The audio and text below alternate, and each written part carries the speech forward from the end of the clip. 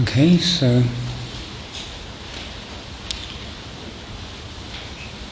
hope everyone's left who's going to leave. Last time I gave a talk, everyone started leaving as soon as I started talking, and carried on all the way through the talk. But please, if you do need to leave, don't be intimidated. Do get up and leave. So tonight I thought I'd talk a bit about sense pleasures and the Buddhist attitude, the Buddha's teachings about sense pleasures. They're quite an important topic in Buddhism, but one which you hear different things about the Buddha's ideas on sense pleasures. You may have heard Buddhism referred to as the middle way. It's, in his very first teaching, the Buddha said, I found a middle way, and it was specifically in terms of the attitude to sense pleasures that he meant. He said there are these two extremes: the overindulgence in sense pleasures on the one hand, and the other extreme is to completely deny any pleasures of the senses. And the Buddha, having tried both these extremes, he said that he'd found a middle way, and the middle way produced happiness, peace, and enlightenment. So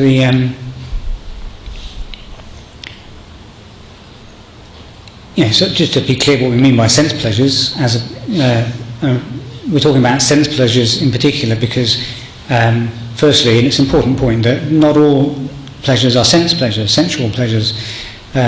So we're talking here about pleasure that comes through any of the five ordinary senses we talk about. So pleasant tastes, pleasant sights, pleasant feelings in the body, pleasant sounds, music, the pleasure of music, the pleasure of watching the sunset,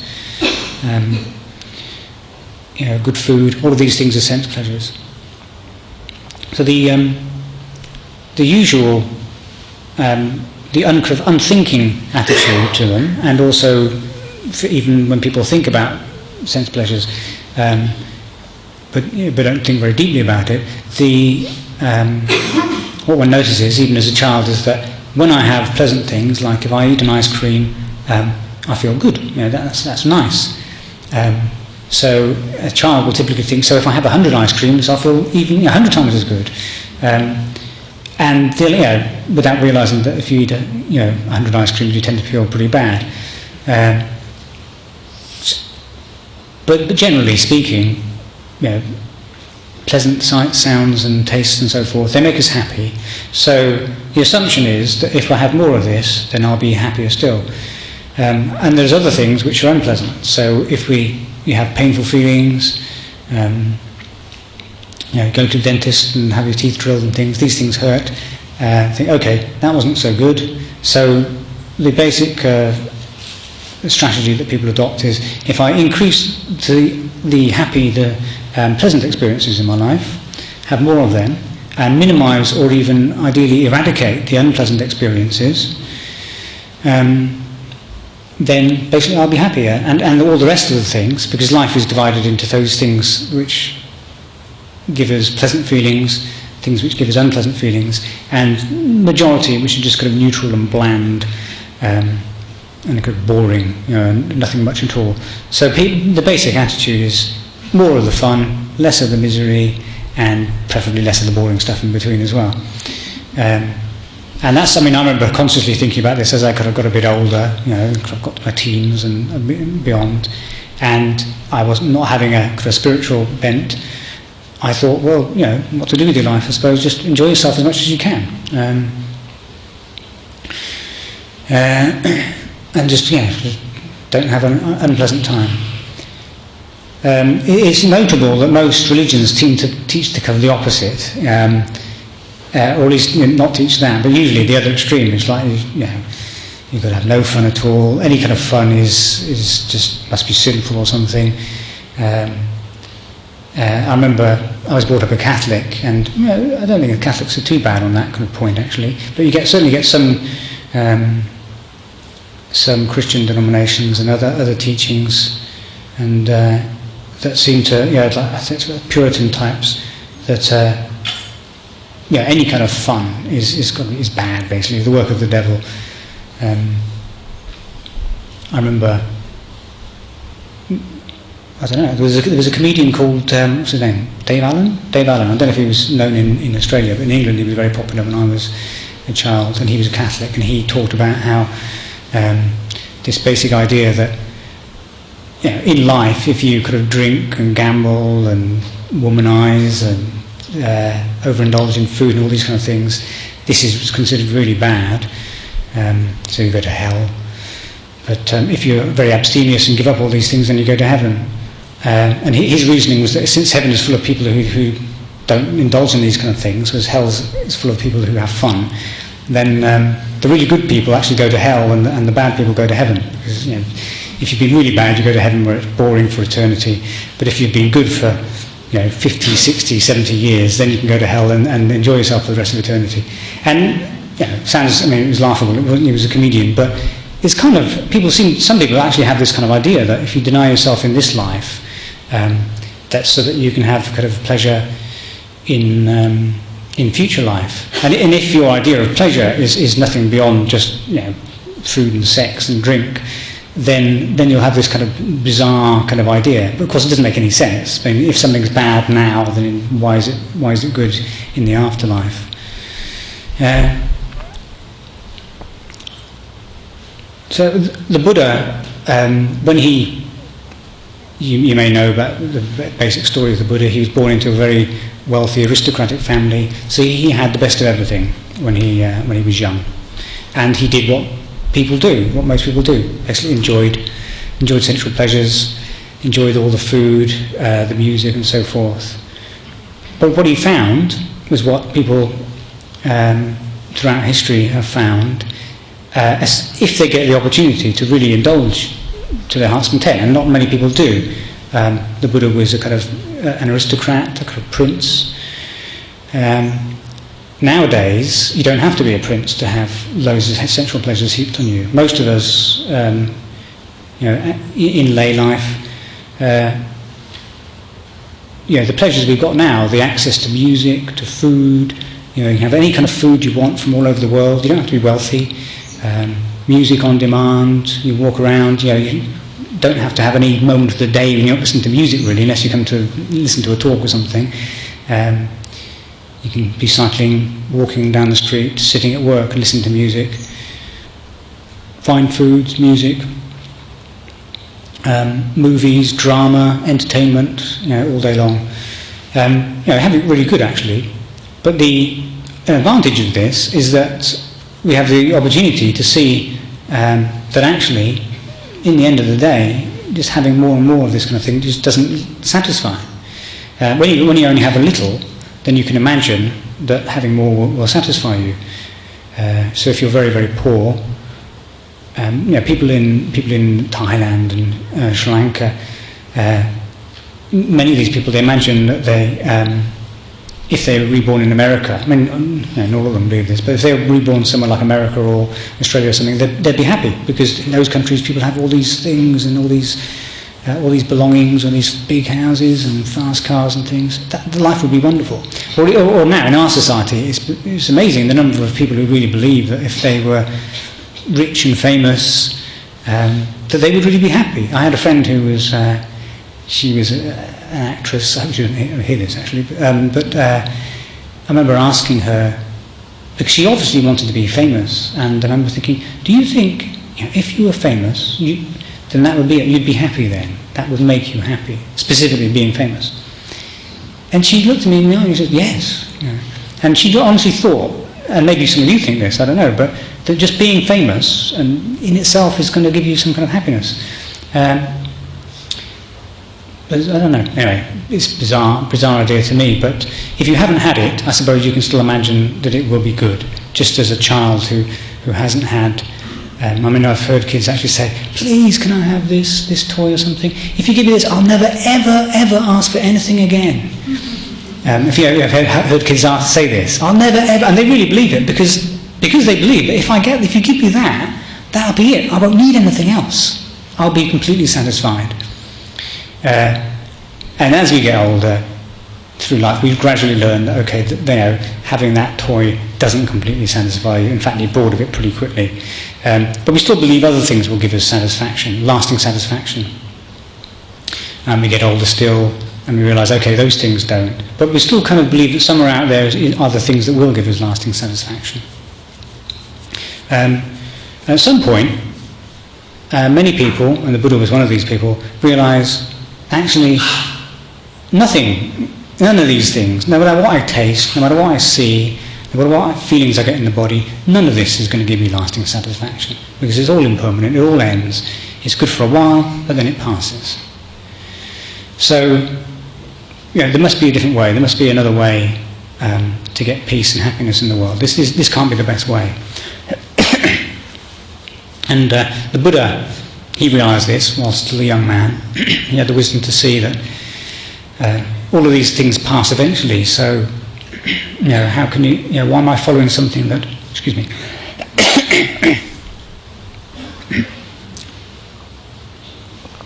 that in the end it's going to pass. I want the highest happiness, not something which is just good for a while, not some rubbish toy that you get bored of.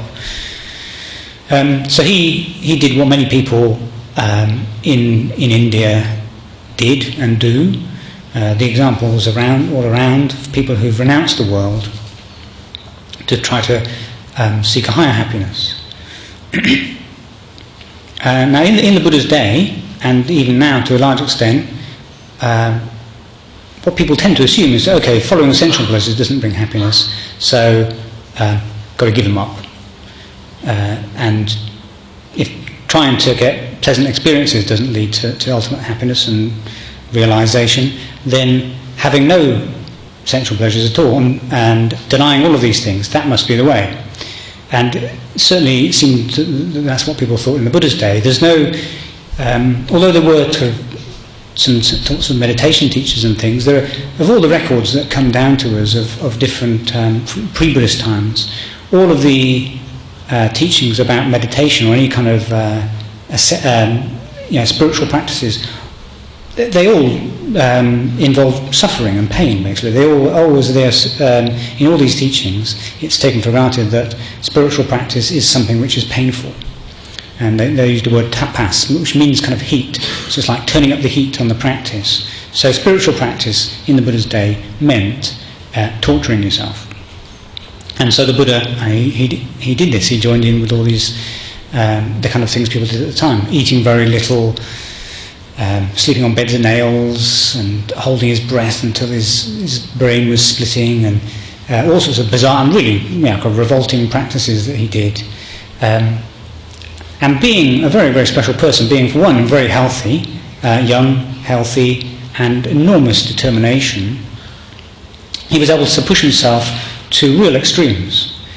And just as, because he was able to have the extremes of sensual pleasure, he was able to realise, well, it doesn't work.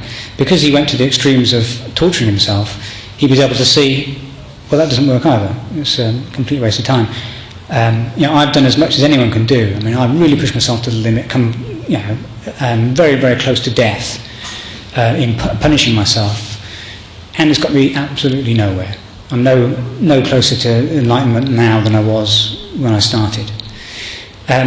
And rather than just plodding on or thinking, well, I've got to try harder, he realised, no, there must be another way. There must be another way. And you may know the story. So he had a memory of, as a child, of sitting in a kind of peaceful state of mind, entering a deep meditation that wasn't painful, that was pleasant, but it had nothing to do with sensual pleasures.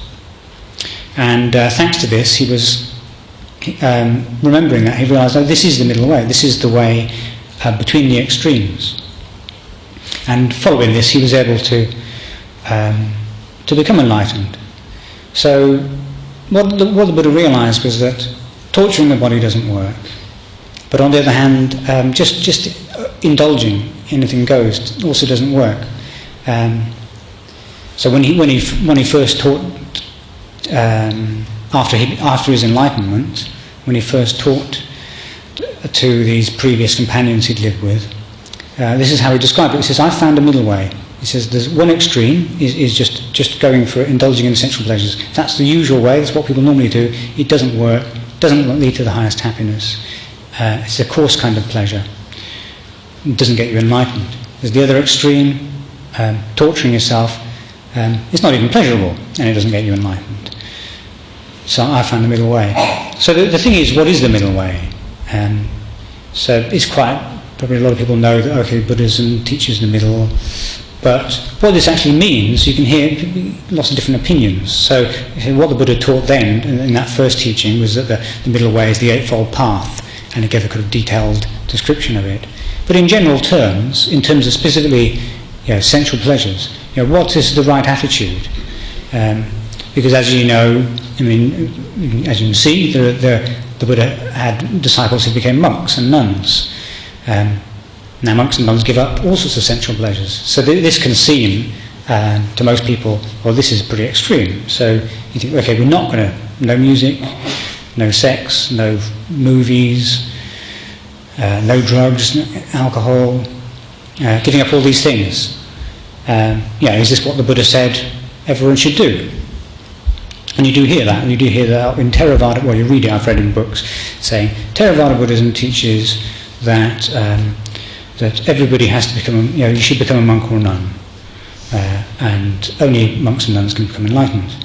So I've read this in books on Buddhism, and this isn't, Theravada Buddhism doesn't teach that. Maybe some Theravada Buddhists teach that, but that's not what the Buddha taught, and it's not the actual, it's not what's in the scriptures of Theravada Buddhism either. But it's the impression many people get. But you'll also hear that Buddhism teaches, anything goes, basically, in Buddhism. There's no rules, anything goes, you just go for it. But then that's just the other extreme, that's the original extreme of just overindulging. What generally people you hear is that sensual pleasures, it's all right as long as you have a bit, but not too much. Or you have the sensual pleasures, but you don't attach to them. And so all of these things, these different kind of teachings, have got kind of an element of truth in them. So what did the Buddha teach?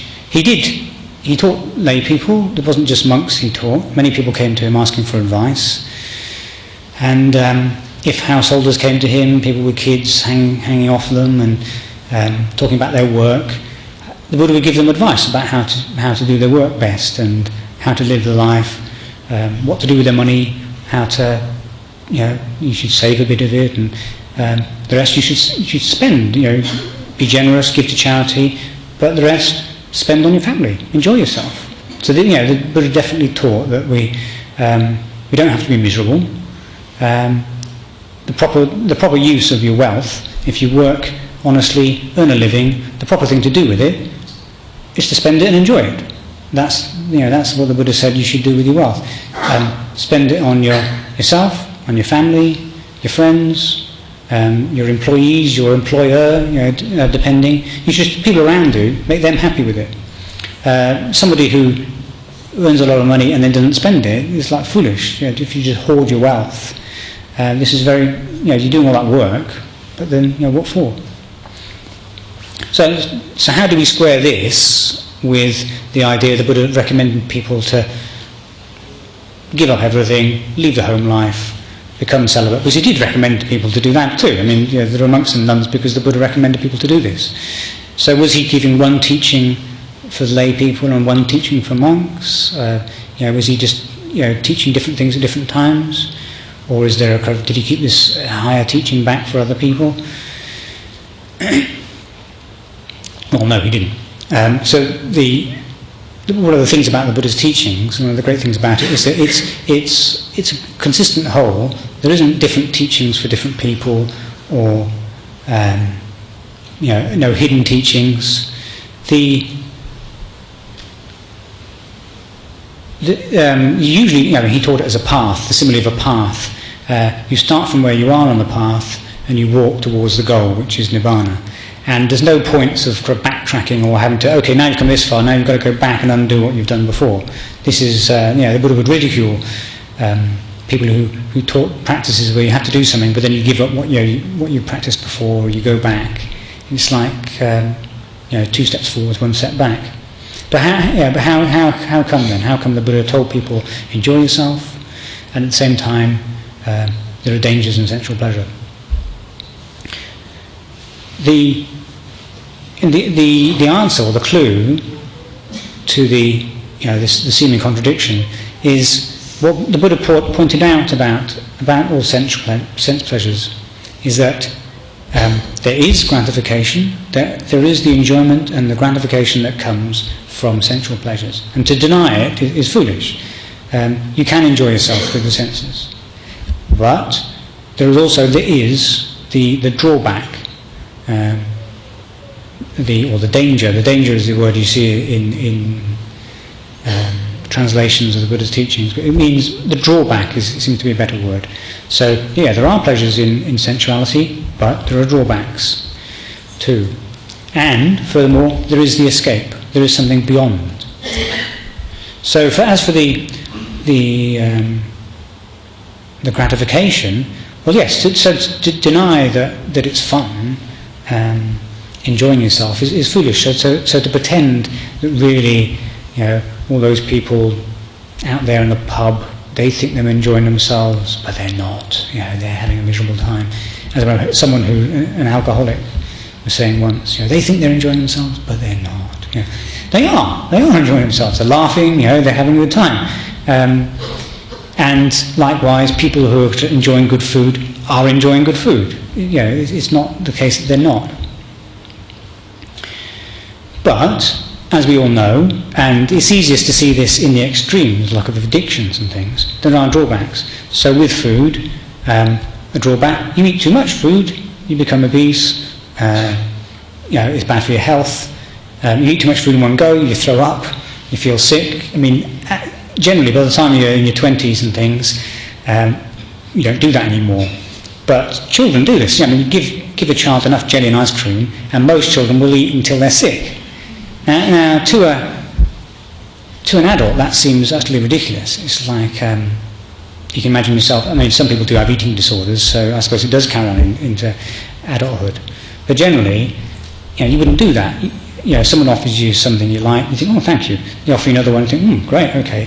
Offer you a third one, you think, well, actually, it's not fun anymore. Actually, I'm beginning to feel a bit sick. Thanks very much, but no, that's enough. So we see that when we're young. We learn that about food, okay. But then there's other things, silly games and so forth. You play lots of games, and as a child, then as you get older, they're just not interesting anymore. So what it is that you kind of see through it, don't you? You see through the pleasure. So maybe if you've got a younger sibling, I had older brothers and sisters, and my next older brother was 6 years older, so it was quite a big gap. So he would play with us when we were younger. But it got to a stage where the kind of things we wanted to play, I had a twin brother, so me and my twin brother, we'd want to play, and we'd try to drag Ian into it, but it's like, you can see the poor guy, he's bored of his brain playing these stupid games with us, because it's like 8-year-old kids and he's 14 years old. He doesn't want to play these silly games. But so if you think about the things, the sensual pleasures in general, this kind of thing happens throughout our lives. So what the Buddha recommended is that you enjoy sensual pleasures, but understand them for what they are, recognise the pleasure that comes from them, but also recognise the drawbacks. So recognise that if you eat too much, you get sick. Recognise that if you drink, then you get a hangover. If you drink, you get a hangover, you say stupid things, you do all these other foolish things. You maybe do things that you wouldn't ordinarily do, and so forth.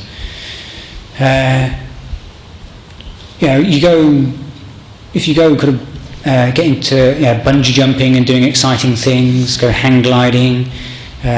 These are all very well. They are enjoyable. But if you try to spend all your time just doing nothing but like really extreme, exciting things, then ordinary life becomes a bit dull. Basically, if you get into drugs, take a lot of drugs, then when you're up, it's great. But when you're not on drugs, it's not only just not great; it's utterly miserable. You've got the come down. So There's the upside and there's the downside. Now, when you see, as you get a bit older, and you see that if I eat any more ice cream, I'm going to be sick, then it's quite easy to just relinquish it and just think, I won't have any more. I'll just have so much, but not any more. And you don't regret it. You don't think, how sad, having to get up, pigging myself on ice cream. Because you realise, well, it's just not fun, actually. You might, there might be a slight temptation when you look at something. So if I eat that, I'm going to be sick. So you don't really seriously want to do it. When you get older, when I was at university, I knew that I tended to go out and drink till I was sick and throw up. I mean, it's ridiculous to do that. It's just as foolish as eating till you throw up. And yet, time and again, I would do it. I would go out, drink, and I'd get to a level of inebriation that I found pleasant. But for some reason, I wouldn't stop there. There's something about alcohol that makes you want to keep drinking more of it. You don't think, having however many pints of beer made me feel like this, and this feels really nice, so I'll just stop. You think, so I'll have more, and then next thing you know, you wake up and vomit on your pillow, and then you think, never again, and usually the next night you don't want to, but by 36 hours later you're ready to do it all over again, and certainly by next week. But then as you get older, you actually stop. I mean, you realise, oh no, I must be getting old. I don't enjoy going out having 15 pints anymore. And there is actually foolishly. I mean, there is a bit of a twinge of regret then. Oh no. But at the same time, the reality is you don't enjoy going out and having 15 pints. And what's happened is you've wised up. Basically, you've wised up. So it's not that you don't need somebody, some abolitionist coming along to tell you, don't drink alcohol. And banning it, and you realise for yourself that it's no fun, so you give it up. So this is what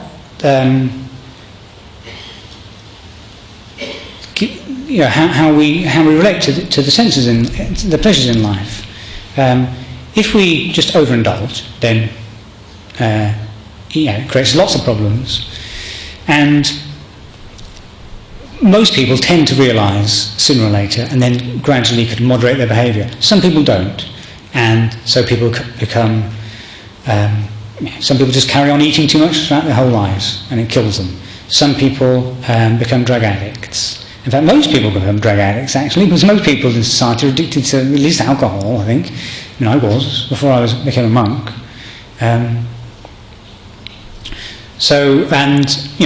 Drink to excess. But gradually we see these things and we give them up when we're ready. So this gives a kind of clue to the attitude as a Buddhist to pleasures, because the reason I wanted to talk about it is because people tend to go to extremes. So there's the extreme of overindulgence, but also many people get the idea that if you become Buddhist, you've got to kind of give up everything up. And I went through a kind of phase like this myself before I decided I wanted to become a monk, where I thought, you look at the Buddha's teachings, and he said, his basic line on sensual pleasures are, there is pleasure, but it's not very much. And there is the drawback, and there's a big drawback. And there is an escape, and that's what you should aim for. So the teaching seems to be saying, you've got to give it up, really. And you can see, because the monks and the nuns, and the way the Buddha lived, and think, okay, he obviously, he's wise, how does he live? Well, he didn't have much sensual pleasures. So I think, oh no, have I got to just be like that? I enjoy my books and my films and all this. And you meet people who've had this idea. They get into Buddhism, they get a lot of faith, but then they feel they've really got to cut everything out. And they make themselves miserable unnecessarily. So cut everything out of life, cut all the pleasure out of life. But if you don't have something to replace it with, then basically it's no fun. So you get Buddhists like this, you get from other religions as well. People who think they've got to be, you can't have any fun in life, actually. But this isn't the way. This isn't what the Buddha is aiming to teach people. But what you do is that if you just investigate, see for yourself, okay? Well, what happens if you get legless every weekend? What happens? If you overeat, what happens? if you spend all your time just trying to go out and have fun and everything, try to fill every minute of the day with entertainment, what happens in the times when you can't? My nephew, he came to the monastery. I hope he doesn't hear this as well. Anyway, he came to the monastery in England and to see me because I was leaving to come here to Australia, and he. I thought maybe he'd be vaguely interested in learning a bit about meditation and seeing how I lived as well. But he turned up and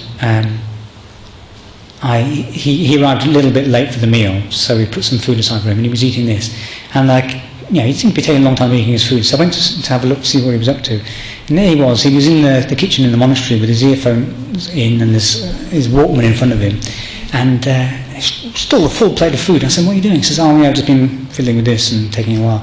So I was like, "Oh, well, Lee, no music. You can't listen to music when you're here." And he looked at me and was like, "What?" He's like, "No music, sorry." "Oh, no." And I'd already told him, on the phone. I said, "Oh, by the way, we don't eat in the afternoon." He's like, "What?" "You don't eat in the afternoon." I said, No, we don't eat in the afternoon. If you stay in the monastery, you don't eat in the afternoon." He said, "You don't eat in the afternoon." I said, No, you don't eat in the afternoon." I thought, "Oh, no." So then he gets there and it's like, no music. It's like, "Oh, God, okay." And then goes upstairs and he's putting his stuff away. So I said, "Just put it away." He says, "Okay." And I said, "Well, what's that?" He said, "Oh, that's my Game Boy," or whatever it's called. I don't know what it was called. "No Game Boys, no kind of games." Like, "What?" It's like, "Oh, no." I felt a bit guilty actually, but I said, "Well, no," because it's like, in the monastery, you can't have any of these things. Anyway, so actually, I forgot what the point of that story was. Actually, it's embarrassing, but I'll probably remember in about 10 minutes' time, then I'll tell you what it was. Okay. So anyway, the thing about, I'll go back to the idea of giving up the sensual pleasures. There was a point in that, but I'll see what it was. Gradually, in our own time, we give things up. Okay, so it's no fun being told by someone else, "You can't do this, you can't do that." He chose to come to the monastery, so that was his. He had to put up with the rules. But to give everything up in one go, obviously that just doesn't work. People try it and get very unhappy. So, but if we investigate, we just see what happens, what we do, then you gradually let go of things little by little. Okay, if you reflect on it, but we need something to replace it with. To just give up everything, all kind of pleasure in life, is no good at all. But that's because the thing is, not all pleasures are sensual pleasures, for one thing. So not all happiness has the drawbacks. There are some types of pleasure which don't have a drawback. So, for instance, the pleasure you get from that you get from being generous or helpful to someone. So you give someone a gift, and the pleasure you get from seeing their face light up. That's a feeling of the pleasure from renunciation. And this isn't a sensual pleasure, and it doesn't actually have its drawbacks. Okay, being too generous can have its drawbacks. You can impoverish yourself if you don't know any sense. But the actual pleasure there, the actual pleasure dependent upon the giving, isn't a negative pleasure, isn't a sensual pleasure, and it doesn't have its downside. So, the pleasure if you see someone else doing something good, and you think, "Oh, good for you," and it kind of warms your heart. I heard about a couple of stories of things people had done over in Victoria to help out some of the bushfire victims, and people have done all sorts of things spontaneously. And when you read about these things, about people making sacrifices, there's kind of warm feeling. You think, "Oh, how nice! That's a really nice thing to do." That feeling you get, in Buddhism we call that mudita. That feeling of good for you, good for you. So that's a completely wholesome kind of feeling, and it feels good. It feels good to feel that, and it's not something you need to feel. You need to kind of cut back on. or I've been feeling too good about other people lately. I must cut back on that. The feeling of just genuine love for other people, just selfless love, metta, loving kindness, like mother love. You can't feel too much of that. These kind of pleasures. The pleasure from just saying no when you realise, okay, when you say, no, I won't have that third ice cream, so I'll feel sick. The pleasure you get later from thinking, good thing I didn't have that, or else I'd have felt really sick. But just the pleasure of giving up, or even the sense of, say, you're clearing things out. Even just like clearing out you've got some job you've been meaning to do, and you've been putting it off, and you finally do it, and maybe clear up some room or something, and you look at it afterwards, and the sense of satisfaction of clearing out the junk, and the sense of emptiness, and getting rid of the things you don't need in your house. Most people have things they don't need. Even in the monastery, in your hut, for a monk, you tend to accumulate bits and pieces. And every so often, what I do anyway, every so often I kind of think, do I really need this? Do I need this? And clear things out. And then afterwards, more space, more emptiness, more freedom. That kind of pleasure that's the pleasure of renunciation. So there are these these non-sensual pleasures, and also then, of course, the even more profound, there's the pleasure from meditation. So these are the pleasures which replace the pleasures you give up in sensual pleasures. But the thing is, you do it at your own pace. At your own pace. Don't try to force it. So, as I said, I thought I've got to, I have to give all these things up. I suppose I should stop reading novels, stop going to the movies, and all this kind of stuff. And there was a point when I got out of balance. I gave things up, but I wasn't really getting anything else through it. And you can get into a kind of depressed kind of state. This isn't right. So give things up, fine, but only when you're ready. Only when you actually look at them and think, I don't want that anymore. Just as when a kid says, come and play this game or something, you think, no, I'm bored of that. I've had enough of that.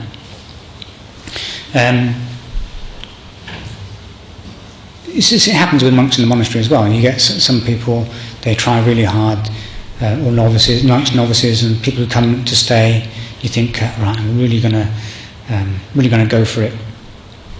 And they put, loads of effort in. And, okay, there is right effort. We do need to put effort into our practice. But, you see again in the end, people gritting their teeth and really going to go for it. You do that for a while, but that's just willpower. And willpower only works for a while, and then you collapse. It's just like after a certain amount, you can only keep going for so long, then you collapse, and then it all goes out the window. It's like trying to give up smoking or something. If you try to give up smoking through willpower, it can work, I think, but it's very rare that it does. But if you can... I read a book on giving up smoking years ago, even though I didn't smoke. I was so impressed with it, I bought it and recommended it to people. It's a really good book, and what's more, once I learned about Buddhism, I realised it's very much in keeping with Buddhist attitudes. I don't think I was Buddhist at the time. Of course, I shouldn't advertise, but it's a very good book, and if anyone's interested, they can ask me afterwards. But the idea behind the book was, don't just try to give up what you want. If you want something really bad, and if you're looking at giving up cigarettes like giving up this pleasure, then you're going to find it really difficult because you want it. So you try to give it up, but you want it, and you constantly battle. So the whole method was to do with getting to the state where you don't want to smoke anymore. And the whole book you led through all the reasons, all the, if you like, the dangers, like the drawbacks that the Buddha taught in sensual pleasures. So it does it for smoking specifically. This book was just all about, this is what it does to your health. This is what it does to your bank balance. These are the different ways you can die from smoking. These are all the diseases people get, and it's got pictures in it as well. And this is how much somebody spends on it all the time. This is what it does to your general level of happiness and nerves, and all these kind of things. And till you get to the state where you think, my God, I don't want to keep doing this to myself. That's in Buddhism, that's called nibbida. That's like the sense of revulsion, where I don't want this. just as the feeling you get when you wake up, as I remember doing at least once, waking up with vomit stuck to your face on your pillow, and the thought is like, my God, why the hell, what am I doing? And at that point, at that moment, you don't want to ever do it again, but unfortunately that tends to pass. But that feeling, that revulsion with what is deserved of revulsion, that can be developed. And so the book on smoking, that's the method of this book, is you develop that and you keep reflecting on these things. And then until you get to the stage where you really don't want to smoke. And at that point, then it says, then now give up. And it tells you to keep smoking while you're reading the book. And then at the end it says, right, now give up smoking and don't start again. And ideally, if it's worked, then you don't ever want to start again. And you're not using willpower. And it's easy. You're giving up, just easy. It's as easy, if someone offers me a cigarette, it's not difficult for me to say no thanks. I don't smoke. It's difficult for somebody who wants to, but for somebody who doesn't smoke, it's easy to say no. Just as if you don't drink, or if someone offers you a drink, it's easy to say no if you don't want to. But if you want it, then it's difficult. So just in terms of enjoy life. In other words, as lay people, you enjoy the sensual pleasures, enjoy music, movies, all these kind of things. But be aware that all of them, they do have the drawbacks, and just look out for them, just notice them. Don't feel that you should be giving things up. But if at some point you notice that, if I listen to music all the time, then all day long, as much as I can. Then when there isn't any music to listen to, I feel like there's something missing, and I kind of get bored really easily. Or if you notice, if I go to see this kind of film, these one of the Anagaricus was telling me that he likes at the monastery, he really likes like horror films and slasher films and things. It's like, well, I mean, if you like them, fine, watch them. But just notice, do you get nightmares? Or if you're, say, walking alone at night in the dark, do you get nervous? Because I found I used to get very nervous when I first went to the monastery, walking through the forest. Even though there's nothing really to be afraid of there, but I used to be very, very anxious. So this is in England. And sometimes it had to be like 2 a.m, I'd be walking back through this dark forest. And it'd be really frightening. I noticed after a few years, I no longer got frightened. I could walk through this forest in the middle of the night, and I was completely relaxed. And I kind of got the feeling it's actually because of the things I've been putting on. I hadn't been watching movies, horrible movies, for 2 years. Also, I hadn't been reading awful stories of terrible things that happen all over the globe, because you can watch the news at night. I don't recommend that you cut yourself off in a cocoon and not know what's happening in the world. But you don't need to know about every brutality that happens. You don't need to read about every murder, every atrocity that's happening on the planet, because it's happening all over the planet. In times gone by, people wouldn't know about it. I remember when, I think it was in Tasmania, there was someone killed under some atrocity in Tasmania years ago. You probably know what it was, but in a school. We heard about that in England the next morning. You can get the impression that the world is in a terrible, terrible state now, because we hear about so many things happening. But in the past, if you were living in England, in Europe, you wouldn't hear about things, children in the United States shooting up all their schoolmates and so forth. And you might hear about it a few years later, some story might drift across the Atlantic, But nowadays we can hear about these things all over the world. Notice what does that do to your mind? To sit there and watch the news about all these things happening. Maybe better to just maybe get a newspaper once a week that lets you know roughly what's going on. Just a suggestion. But, also, like with horror movies and things, maybe you get that kind of thrill from watching them.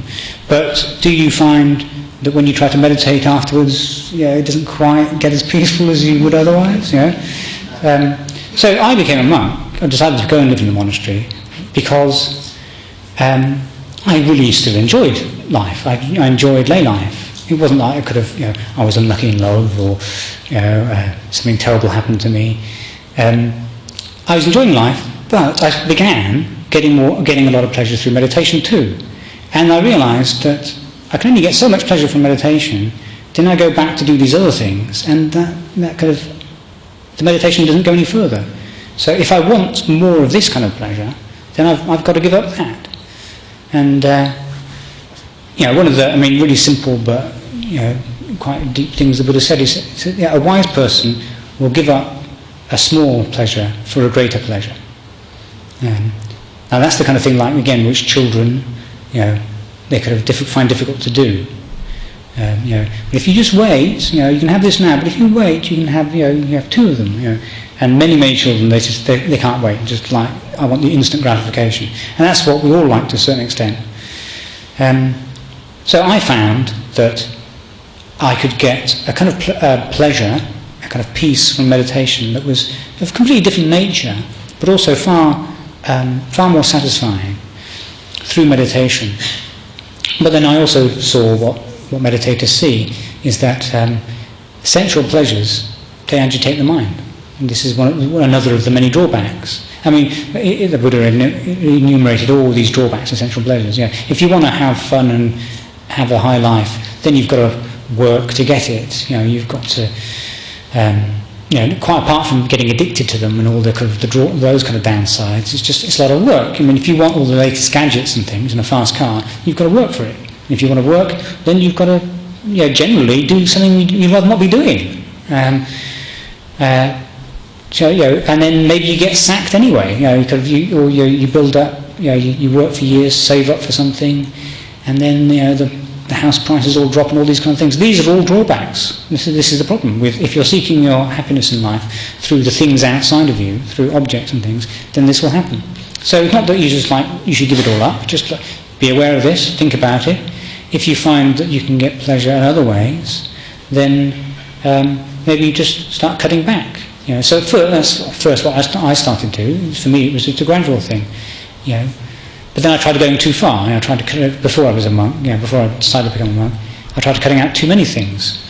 But because I hadn't really got anywhere in my meditation, there was nothing left for me really. It was all kind of dull and boring, and the inspiration had kind of faded a bit in a couple of years. The inspiration in Buddhism that made me want to do this was kind of, it's all right, but it all seemed a bit flat and empty. But then luckily for me, my meditation started coming together, and that made me see, okay, there's a clear choice here. And in my particular case, I decided actually, because at the time I didn't have a girlfriend, didn't have a great career, I'd never been that much into gadgets and having all these things and holidays and stuff anyway. So for me it was an easy decision to actually completely give it all up. But for other people, they just find, okay, you get pleasures from doing good for others, or from meditation, or from these more wholesome things. So then you can just gradually cut back on the other things. Just cut out. When you see that things are just leading to your own suffering, then just cut them out. So this is the kind of the attitude. So this is. I still haven't remembered why I mentioned. When I listen to the tape of this, I'll be able to maybe figure out why I mentioned my nephew. But so anyway, in sum, what I basically wanted to point to is that what does Buddhism say about sensual pleasures? That yes, it does. Buddha did teach that really, in the long run, they only give a certain amount of pleasure, a little bit of pleasure, but the amount of drawbacks is far greater. That's not something to just take on faith and just believe. It's just something to investigate. The Buddha said you should know the gratification, understand it for what it is. You should know the drawbacks, understand them for what they are, and see the way to lessen the drawbacks, the way out, the escape, which is more relinquishing. But you have to actually see it. To just give things up just on faith isn't going to work. But it is. I haven't talked so much about the drawbacks. I'm kind of assuming that people kind of see what they are, but this is the things to investigate. The enormous amount of work it takes just to get to have a good time. I mean, even just the holidays, to arrange a holiday. The amount of work you have to put into arranging a holiday. And it only has to go a bit wrong, and it's all a waste of time. It's sort of like it just rains the whole. I mean, England, that was the thing. We'd go to the beach every year. We used to go to the beach, and one year it just rained for an entire week. It's just unfortunate. That week it rained. utterly boring week. We had much more fun just back at home. It's just utterly boring, stuck in a caravan, arguing with each other, kind of bickering, grumpy, awful kind of thing. And all the work, my poor old mum, all the work she used to put in to trying to make holidays fun for the kids. She obviously never had, as I got older, I realised, Mum never had any fun on holiday at all. I mean, it was miserable for her. She did it for us, for the kids. The kids will expect a holiday. So we used to go to the beach, and she didn't have a very good time at all. All that work, just to arrange a night out can be a lot of work. Kind of phoning around and phoning people back and all this kind of stuff. But we tend not to notice this. We tend to kind of discount this out of the fun we're having. But just to see this, to see that not just when it goes wrong, all the work that goes into it, all the work you have to do. When you go to work, if you have a job you don't like, that's part of the drawbacks of enjoying yourself. Because the only reason you're doing that job is so you can have things, so you can enjoy yourself. If you didn't want to, if you were happy to live in a monastery, you wouldn't have to work. Or if you were happy to just go without anything, then you'd have to work very, very little. But it doesn't work. It doesn't work that way. So all of these things are all the drawbacks. So reflect on them. This is the thing. We're not, not to make ourselves miserable, not to feel we've got to give everything up. You can, enjoy life, but just all the time, just have a reflective attitude to your life. And when you see this thing, it really isn't worth it, then to just have the nerve, really, have the guts to pack it in, basically. Okay, I think I've said enough about that. I've talked for quite a while. So if anyone's got any questions or disagrees with me, especially if you disagree with me, please speak up and yes? If you do experience sense of flatness and you're trying to practice sense restraint, do you think you should go out and party or no, what do you reckon? Well, the thing is, you need discernment. The thing is about all this is that you need, the wisdom aspect, the discernment. You've just got to see for yourself, really. What I'm saying is that, it does happen that people just they go too far, and they try to cut all the kind of like frivolity out of their lives, and they're miserable because they haven't got, there's nothing else. You need happiness in life, even as a monk. The Buddha said, if you don't get some kind of happiness, you can't live this life. But the happiness for a monk was the ideal. We're supposed to have completely decided, okay, I'm giving up all sensual pleasures. The reality is not quite that, like that, but ideally, that's what you give it all. But only because you can get some very great pleasure from meditation. In lay life, the idea isn't to give it all up. But if you find you're giving things up and you've got nothing left, life seems kind of meaningless and pointless, then you need to find some kind of, you've got to find something in life. And if that means maybe you just go out a bit more once in a while, or just socialise a bit more, whatever it is you need to do, then you've got to do something. But if you find for a long time you're living in a kind of way that you're just miserable, then you've just got to, just as the Buddha realised, you've got to think, this isn't working.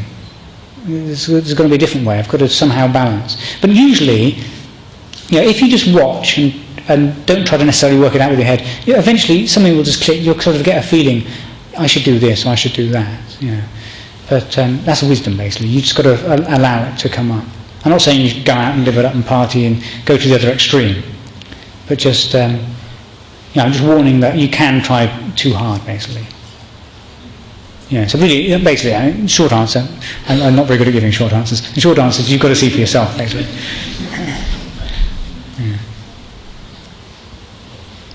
That's probably put anyone else off of asking a question now. So, any questions? If not, okay. Okay. Yes? Your nephew. Yeah. Can you remember what I was saying just before I said that? Well, he came to see you before you went. Sorry? He came to see you before you went to Australia. Yeah, but what did I say before I said he came to see me? Because that's why I was saying it. Okay, well, never mind. I'll work it out. life you had, but he couldn't understand what it was. No, that I can't. It's gone, I'm afraid. It's gone. It's lack of mindfulness. Okay, so thank you for listening. I hope it's been useful. Is it over to you? Okay.